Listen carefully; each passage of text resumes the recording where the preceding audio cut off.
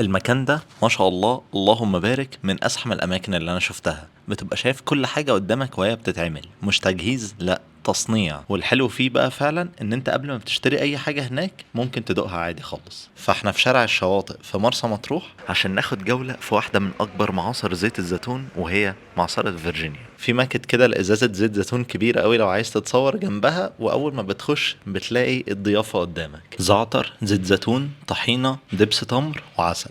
وبعد كده تلاقي كل حاجة وهي بتتحضر قدامك، من أول زيت جوز الهند لزيت بذرة الكتان، وناس كمان بتقولك فوائدهم. زيت بذر الكتان ده مشهور باسم الزيت الحار، من اقوى الحاجات اللي بتعالج تلف الشعر. وجنبها على طول أساس المكان ده زيت الزيتون اللي فيه خط الإنتاج كامل، وعلى كل خطوة في خط الإنتاج شرح مفصل الخطوة دي بيتعمل فيها إيه بالظبط. وعامة في نوعين من زيت الزيتون: البكر وده بيستخدم على الأكل، والبكر الممتاز وده بيستخدم في الطبيخ. وهتلاقي زحمة مهولة كده برضو على التمر اللي بالسمسم، وده ممكن